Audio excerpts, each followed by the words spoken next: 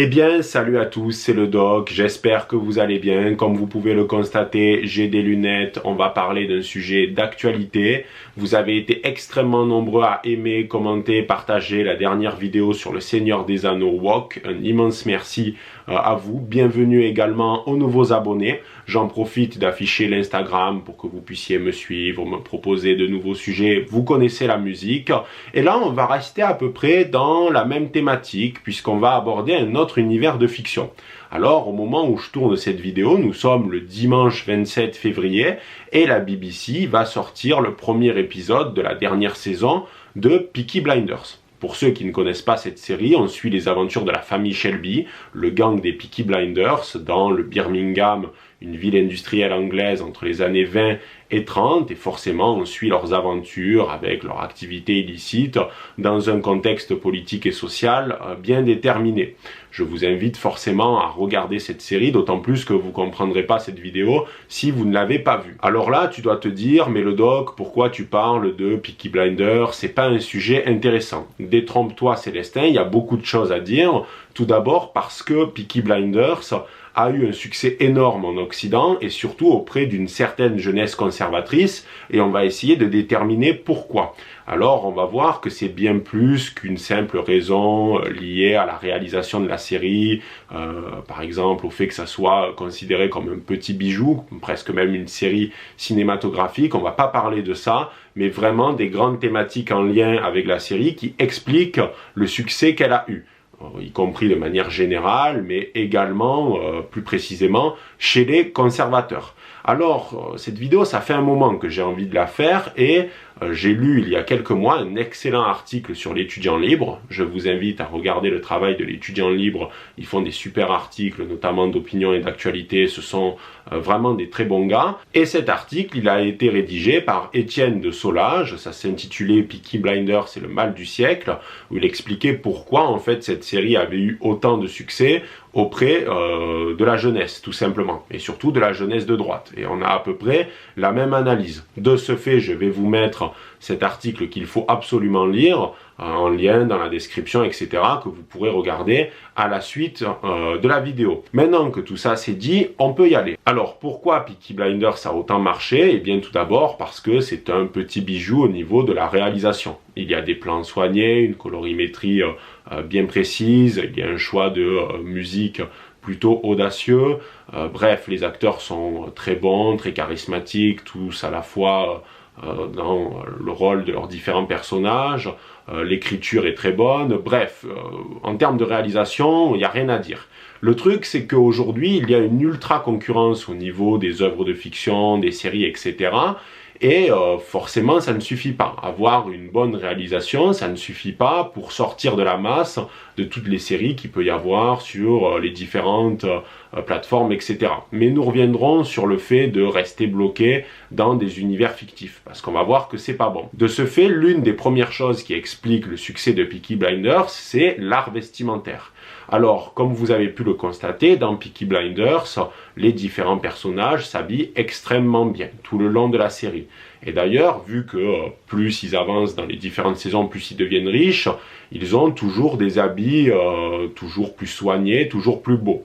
Ce qui est intéressant, c'est que même lors de la première saison, quand ils sont considérés comme pauvres, eh bien, ils ont cette volonté d'être toujours classieux, toujours tirés à quatre épingles. Pour Hugo Jacomet, Peaky Blinders, c'est vraiment la représentation de l'âge d'or vestimentaire de l'élégance masculine entre les années 20 et 50. Et on peut même tirer aux années 60 avec ce qu'on appelle Apparel Arts, qui était une sorte de revue, magazine qui montrait des beaux vêtements pour hommes. On est vraiment sur du beau costume, notamment du costume 3 pièces, etc. Bref, de la grande qualité. On est sur de l'art sartorial. Et d'ailleurs, j'en profite pour faire de la pub pour mon ami Alex Cormac, qui a une très bonne chaîne sur l'art vestimentaire. Je vous mettrai bien sûr tout ça en description. Alors, forcément, Peaky Blinders, c'est bien, ça a remis au goût du jour un art sartorial qui était un petit peu oublié.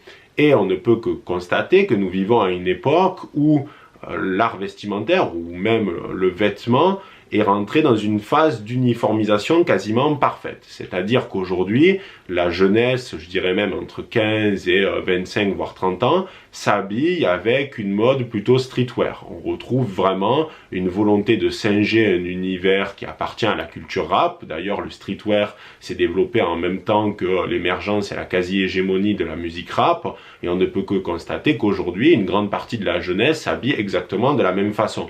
Ce qui est plutôt cocasse parce qu'ils veulent se sentir dissidents en se rapprochant un petit peu d'un look de rappeur, alors qu'au final, ils sont tous dans cette uniformisation, ce qui fait que eh bien, ils sont dans une forme de masse, comme on pourrait dire Michel Clouscar ou bien Paolo Pasolini. Et d'ailleurs, j'ai une anecdote par rapport à ça. J'étais à Montpellier, je mangeais pas loin du lycée Joffre, qui se trouve un peu non loin de la place de la Comédie, et alors que j'étais en train de manger, j'ai vu les lycéens qui sortaient du lycée Joffre. Et j'ai pu constater que tous étaient habillés pareil, c'est-à-dire que les hommes avaient des sweats à capuche, jogging, basket, plus précisément des sneakers blanches, et les filles c'était des crop tops, des pantalons un petit peu baggy, etc. Et la fameuse sneaker blanche, ça c'était le dénominateur commun entre les deux. De ce fait, c'est un constat, c'est de l'ordre de la réalité, c'est un phénomène empirique, les jeunes s'habillent systématiquement pareil. Et je n'ai pas vu un garçon ou une fille qui pouvait avoir un look, une tenue vestimentaire qui pouvait être considéré comme classe, sans forcément rentrer dans le délire des Peaky Blinders. On ne te demande pas d'aller au lycée en costume, ou ni même à la fac en costume, tu aurais l'air d'un con, surtout en première année. Mais vraiment, il n'y avait pas de recherche au moins de porter des vêtements de qualité ou qui pourraient être considérés comme une tenue tout simplement classe et qui sortent complètement du streetwear. Alors, faut savoir qu'en France, c'est difficile parce que on n'a pas de marque qui s'intéresse vraiment à avoir un style vestimentaire pour hommes qui soit abordable. En Italie, c'est assez répandu. On a notamment des boutiques comme Gitteridge ou Doppelganger, etc.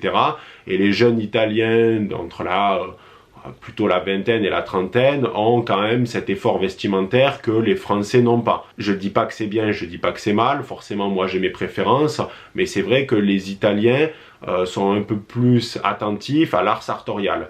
Et Peaky Blinders a pu plaire à une certaine jeunesse qui était en recherche de modèles esthétiques au niveau vestimentaire. Et forcément, j'ai pu constater que depuis qu'il y a eu l'émergence de la série, il y a eu en parallèle l'émergence de mouvements sartorial beaucoup plus élargis en France. Vraiment un intérêt pour le beau vêtement. Et d'ailleurs, je ne peux que constater que dans les rues, j'ai vu de nombreux hommes porter des casquettes en tweed comme dans la série. Ce qui est d'ailleurs un accessoire très esthétique, je trouve. Mais vraiment, on voit que Peaky Blinders était complètement à contre-courant de cette uniformisation au niveau du vêtement. Ça cassait vraiment les codes du streetwear, la dynamite. Même si bien sûr dans la série il y a des looks qui sont très difficilement adaptables dans la vie de tous les jours. Mais malgré tout, il y a une inspiration, notamment le port de la chemise, de la veste, etc. etc. Au-delà des considérations purement esthétiques et de l'art vestimentaire, il faut s'intéresser au personnage et à la figure de l'anti-héros. Thomas Shelby, c'est vraiment une autorité masculine qui incarne parfaitement ce qu'est le patriarcat, c'est-à-dire que lui, c'est le chef de famille, c'est le chef de gang, il prend les décisions, il assume ses positions, il a une véritable volonté de puissance. Et ça, on le voit tout le long de la série, c'est-à-dire que dans la saison 1, eh bien, ils sont pauvres, ils ont du mal un petit peu à joindre les deux bouts, ils ne sont pas encore très puissants, et tout le long de la série, par rapport à ses prises de risques, ses positions ambitieuses et courageuses, voire même dangereuses, il arrive à gagner en puissance. Même avec les femmes, c'est un homme qui maîtrise parfaitement l'art de la séduction. Ainsi, le personnage de Thomas Shelby est l'archétype de la masculinité, d'une figure d'autorité masculine. Et on voit qu'à notre époque, ça fait une sorte d'écho, puisque les hommes n'assument plus d'être des hommes, il y a une véritable crise de la masculinité qui s'explique par l'émergence du néo-féminisme. Alors après, ce sont les hommes qui sont rentrés aussi dans une posture un peu victimaire et de se placer en victime du néo-féminisme, alors qu'en réalité rien ne les empêche vraiment d'être des véritables hommes, notamment au niveau des rapports de séduction. Mais ce qui est assez étonnant, c'est que Thomas Shelby représente parfaitement tous les critères de ce que pourrait être la masculinité toxique pour des néo-féministes, sauf qu'il est aussi un objet de fantasme. De ce fait, en fait, la jeunesse qui va regarder Thomas Shelby, il voit en lui un possible modèle d'autorité masculine. Alors l'idée, c'est pas de marcher au ralenti dans les rues avec un manteau et de fumer clope sur clope, c'est pas ça. C'est que certains peuvent trouver une inspiration dans la propre gestion de sa masculinité, qui est, je le rappelle, aujourd'hui en crise. Et pour trouver des réponses à tout ça, il faut s'intéresser aux travaux de Jordan Peterson. Pourquoi? Parce que ce dernier nous explique en fait qu'est-ce qui fait que les individus vont être intéressés à la figure de l'anti-héros. Il faut savoir aujourd'hui que l'anti-héros, c'est devenu le héros de prédilection. On le retrouve partout. Peaky Blinders n'est pas la seule série qui met en scène des anti-héros. On peut par exemple citer Breaking Bad ou même Narcos. Même si Narcos, c'était un petit peu malsain dans la mesure où Pablo Escobar était un individu qui a vraiment existé et c'était aussi un véritable salopard. Mais il n'en demeure pas moins qu'il y a un véritable attrait pour l'anti-héros, surtout à notre époque. Alors en France, ça s'explique parce que on a un intérêt pour le romantisme, on a toujours aimé les figures un petit peu dissidentes ou un petit peu qui pouvaient être considérées comme mauvaises, mais au-delà de ça, Jordan Peterson nous explique pourquoi nous sommes, en tant qu'individus, intéressés par les figures d'anti-héros. Quand on regarde ces personnages à l'écran, ces anti-héros, on ne peut que constater qu'ils ont des caractéristiques de la part d'ombre. En fait, ils ont leur part d'ombre, ils exercent vraiment des caractéristiques de l'ordre de la violence, de la dangerosité, qui est clairement identifiable à l'écran. Et nous, en tant que spectateurs, nous avons nous aussi notre part d'ombre qui est profondément enfouie, mais comme disait Carl Jung, si on l'enfouit trop et qu'on la rejette, cette dernière reviendra sur nous comme sur un boomerang, ça nous reviendra à la gueule. De ce fait, pour Jordan Peterson, quand on regarde des anti-héros à la télé, on peut avoir tendance à nourrir notre propre part d'ombre. Mais pour lui, ça peut être une bonne chose parce que il faut intégrer cette variable-là dans notre propre comportement.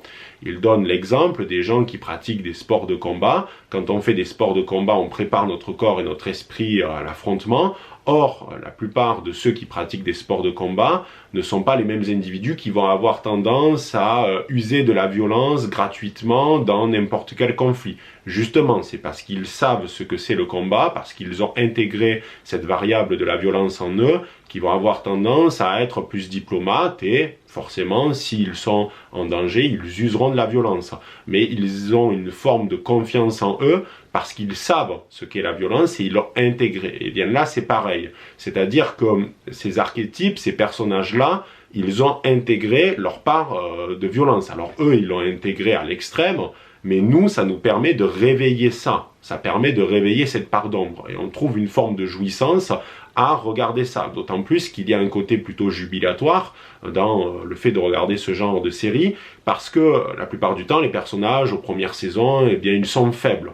Si on cite Walter White, il y a une scène où notamment il va chercher des fringues pour son fils, et ce dernier se fait un peu emmerder par des camarades de classe, et le père reste un peu sans rien faire. Et forcément, quand après il gagne en puissance et qu'il devient dangereux, c'est là qu'on, nous en tant que spectateurs, on trouve une forme de jouissance à voir ça, à voir cette évolution, ou du fait qu'ils ont tué leur part de faiblesse, leur part de naïveté, pour embrasser leur côté plus dangereux. D'ailleurs, Jordan Peterson part du principe que ce qu'on aime chez ces personnages-là, chez les anti-héros, c'est le fait que d'une part, ils sont dangereux, et forcément du fait qu'ils sont dangereux, ils incarnent une forme de respect. Les gens autour d'eux les respectent parce qu'ils ont peur en fait, ils sont craints.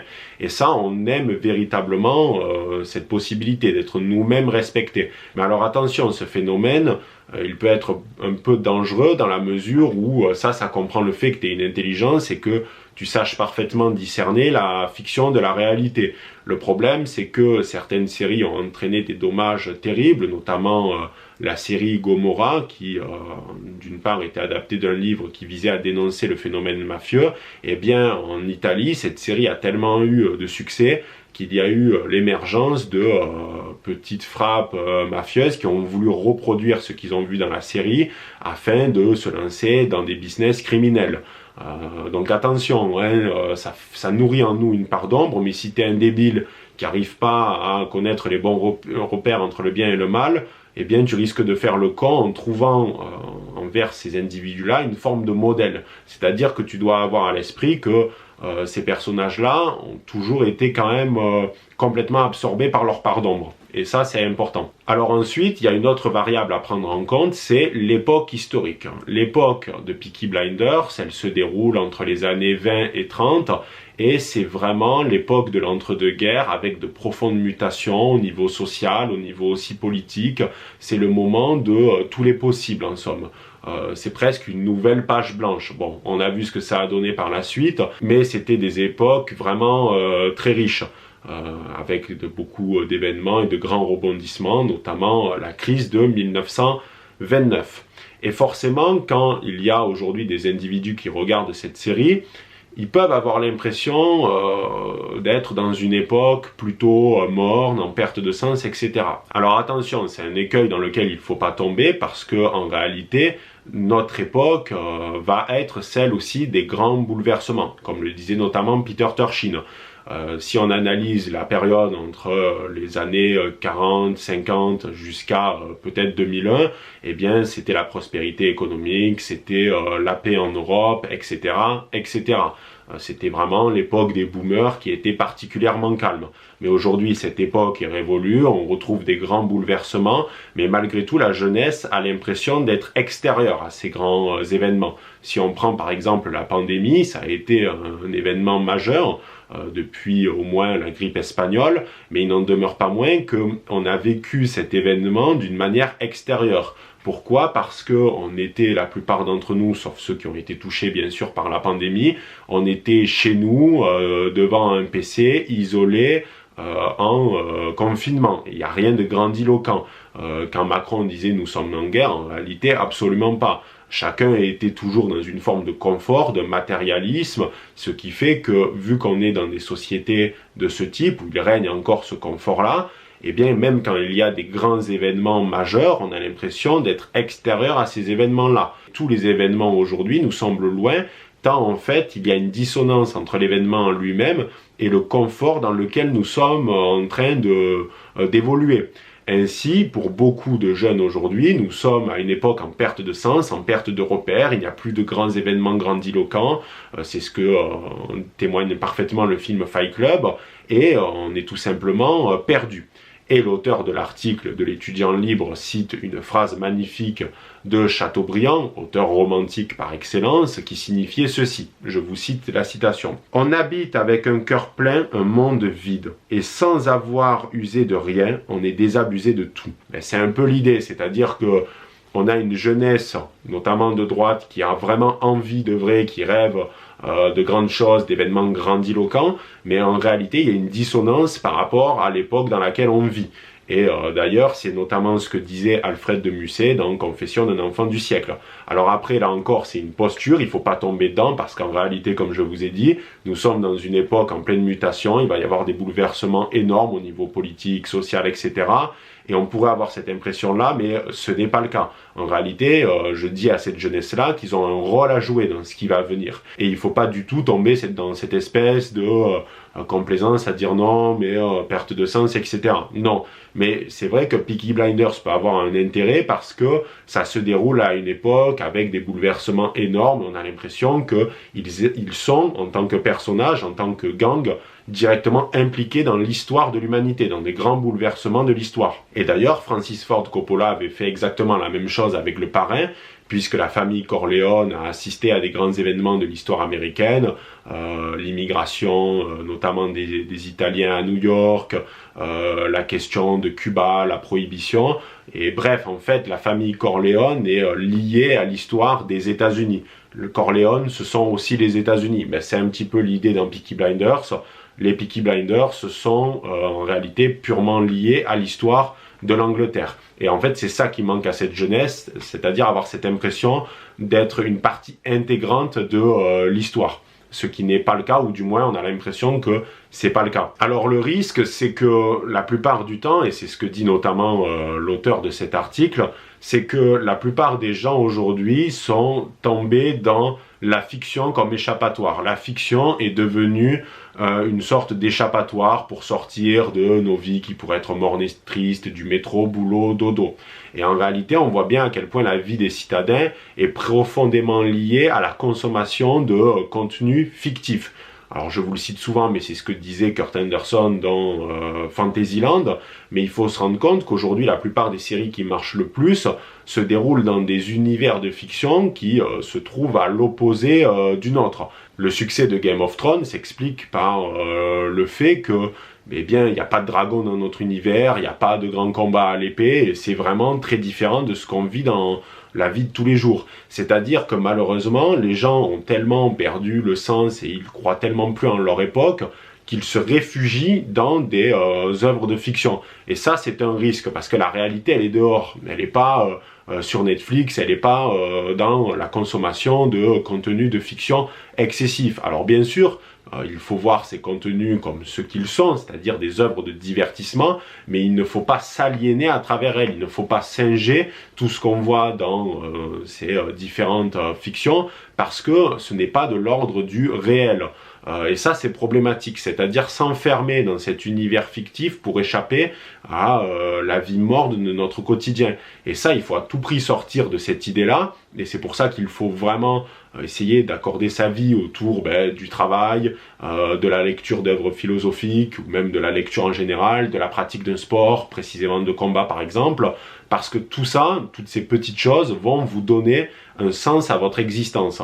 Et vous n'allez pas vous retrouver comme la plupart des individus, la masse énorme qui généralement s'habille en streetwear, qui consomme des séries préfabriquées, prémâchées, qui les jettent jusqu'à la prochaine, et c'est un cycle sans fin, qui vivent leur vie par procuration à travers des personnages de fiction. Et ça, c'est un drame. Mais après, on peut comprendre l'intérêt pour les Peaky Blinders parce que, comme l'explique l'auteur de l'article, ce sont des individus enracinés. Il y a aussi un respect du cadre familial, même si ça se déchire par rapport à des questions liées à l'argent, etc. Et on voit que, malgré tout, ils sont animés par une sorte de valeur qui dépasse en fait celle des simples truands. C'est-à-dire que ce qui est intéressant aussi dans Peaky Blinders, c'est qu'on assiste à des truands qui ont un code d'honneur, un code de valeur, et on voit ça très bien là encore une fois dans Le Parrain, où Don Corleone a lui tout un système de valeurs. Par exemple, il ne veut pas se lancer dans le marché de la drogue, alors que son fils lui va complètement embrasser ça, et c'est à partir de justement tout ce qui était la French Connection, etc., que eh bien, les mouvements mafieux sont devenus particulièrement violents et qu'il y a eu une abolition d'une sorte de hiérarchie de code moral, alors que vraiment, dans Peaky Blinders, il y a ce respect de cette hiérarchie, il y a ce respect de ce code, etc. Et c'est pour ça aussi que c'est intéressant, parce que quand on le regarde, notamment pour un jeune de droite, on retrouve dans l'anarchie qu'est le crime une forme de hiérarchie par tout simplement eh bien, la figure d'autorité qui est Thomas Shelby, mais aussi par le code moral de la famille, etc. Alors pour conclure, on peut aussi constater que la série a eu une autre trajectoire. Elle s'est un petit peu gauchisée avec le temps, à partir du moment où Netflix a mis des billes dedans. Moi, je pense que dans cette saison, on va voir un Thomas Shelby qui va se positionner comme étant la figure presque antifa qui va lutter notamment contre Mosley. Je mise même sur le fait que ce soit Thomas Shelby qui va organiser la fameuse bataille de Cab Street. Je vous en avais parlé dans la vidéo sur les antifas. C'est vraiment pour eux une sorte de grand moment historique dans l'histoire du mouvement antifa. Ainsi, on voit bien que, eh bien, avec le temps, Thomas Shelby est devenu un petit peu communiste. Enfin, on apprend qu'il est plus ou moins de gauche, alors que dans la première saison, il méprise le fait que sa sœur sorte avec un communiste. Donc il y a un petit peu, on voit qu'il a eu une trajectoire différente à partir du moment où Netflix a mis ses billes dedans. Alors je sais pas à hauteur de combien, je sais pas combien Netflix a de parts dans Peaky Blinders, mais justement assez significative pour se rendre compte que la série a opéré une trajectoire différente à partir du moment où Netflix a été dedans. Il n'en demeure pas moins que ça reste une série excellente que je vous invite à regarder, et je vous invite également, comme l'auteur de l'article que je salue, à ne pas tomber dans cette espèce de singerie de recopier en ce que font les personnages d'une série là. Vous avez votre propre individualité, vous méritez mieux que ça. C'est à vous d'écrire votre propre histoire au lieu de vous l'approprier dans des séries, par la pratique d'un sport, par vos lectures, par vos expériences, notamment de voyage ou autre. C'est comme ça que vous allez vous forger en tant qu'individu. Continuez à regarder des œuvres comme ça dans la modération, c'est-à-dire une fois de temps en temps pour vous divertir, parce que ça reste des objets de divertissement. Voilà les barons, en tout cas j'espère que cette vidéo vous aura plu, elle sera un petit peu des sentiers battus. N'hésitez pas à aimer, commenter et à partager. Si vous n'êtes pas d'accord, bien sûr, vous pouvez commenter en argumentant. Moi je vous dis à dans quelques jours pour une nouvelle vidéo. C'était le Doc, ciao les barons.